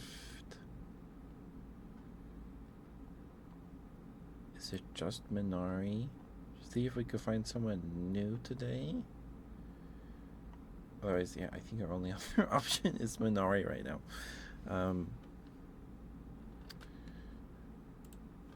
Alright, let's see here.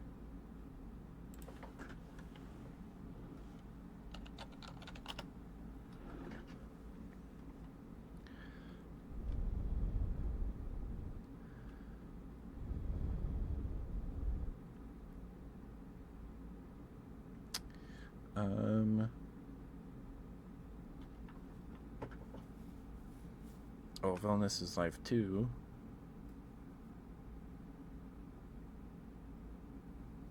But how you doing, Cookie? Hope you're doing right, sweetheart. Thank you for stopping by, dear. Thank you.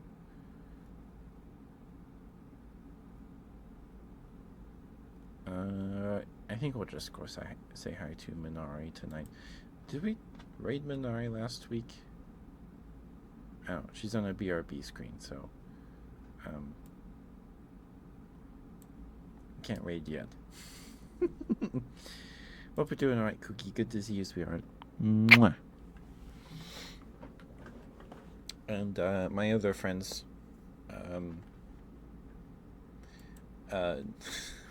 when they make their characters, I would have 6 characters in one group. When PTU says like you should have a group of 3 to 4 trainer characters. So 6 would be kind of overkill. So my 3 other friends are going to be the goofy Team Rocket guys. They get up to shenanigans, but they have not made their characters yet.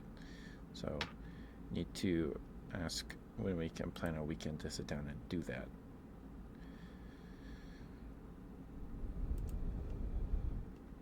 Hi, Blue. Thank you for being here. Also, character creation in Pokemon Tabletop United is also kind of intimidating, but it takes a second to get used to. But once you know how it works, it works fine. You have to meet certain requirements to spec into classes, and when you make your character, you don't get a ton of stuff to like spec into immediately. But yeah, thank you for being here, Blue. How you doing, sir? How you doing? We'll probably raid out here in a bit. Got distracted, ramble about D&D and stuff. Sorry. I don't know how comforting or sleep-inducing that was.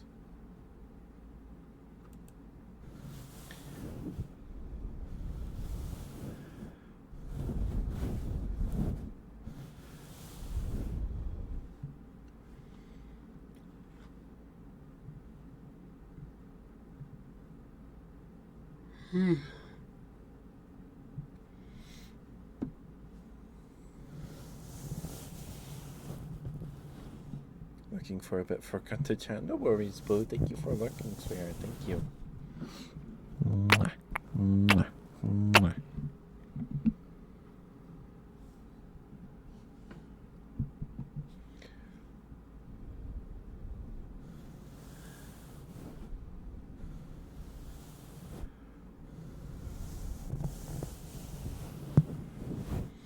I'm doing alright. I'm doing alright. Played some Pokemon Gold today. Caught some new Pokemon today. I found a Corsola, which was unexpected because Cerebi told me the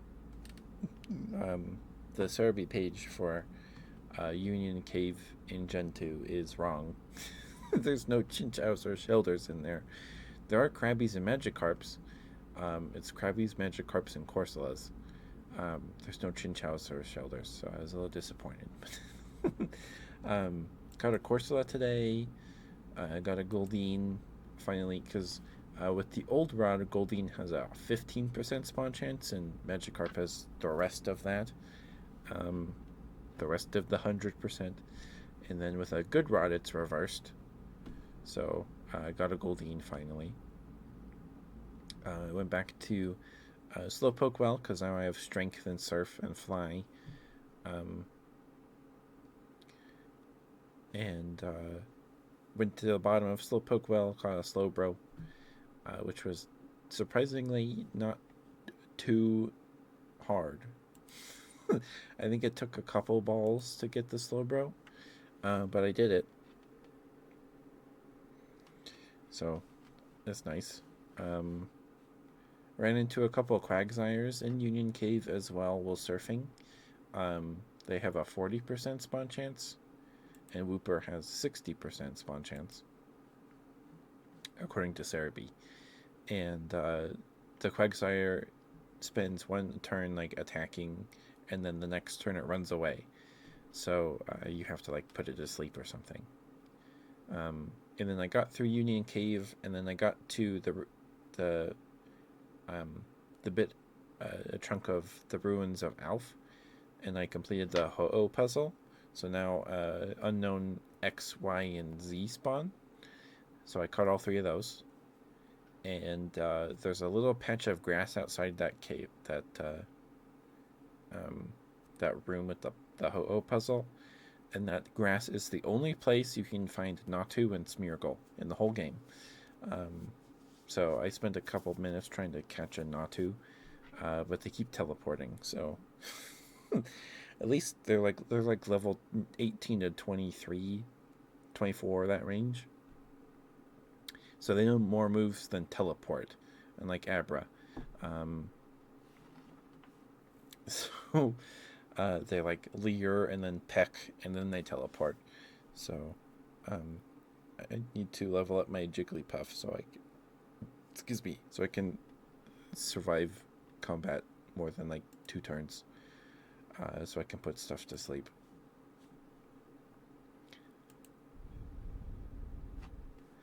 But I'm doing okay, Blue. I'm doing all right.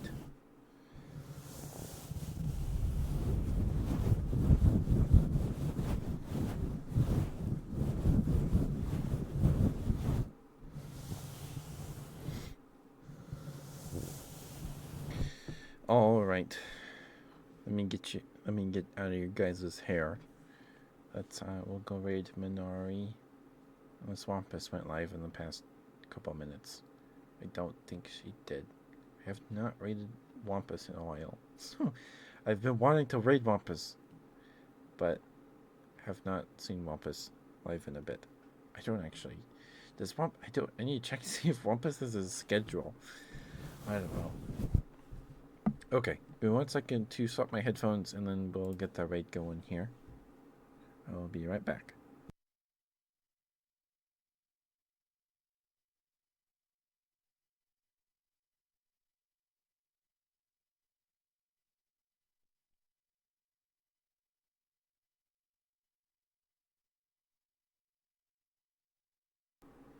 Okay, sorry about that.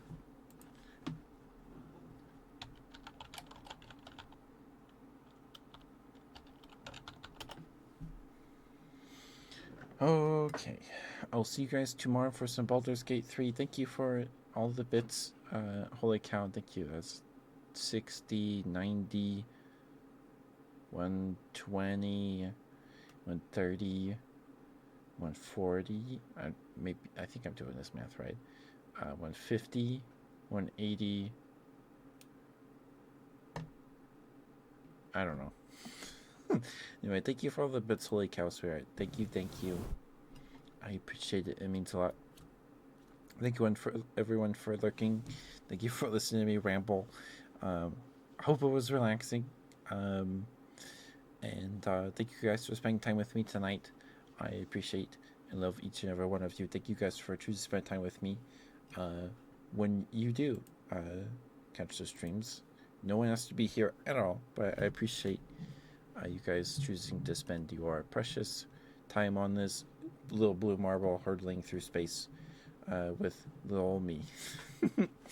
I appreciate it. It means a lot. Please give Minari lots of love. Please give her a follow if you're not already. She does great ASMR. She's got a very comforting presence. But good night, guys. Don't forget to take your meds, brush your teeth, drink some water, eat a snack, put on some cozy pajamas. Bye bye. I love you. Bye bye.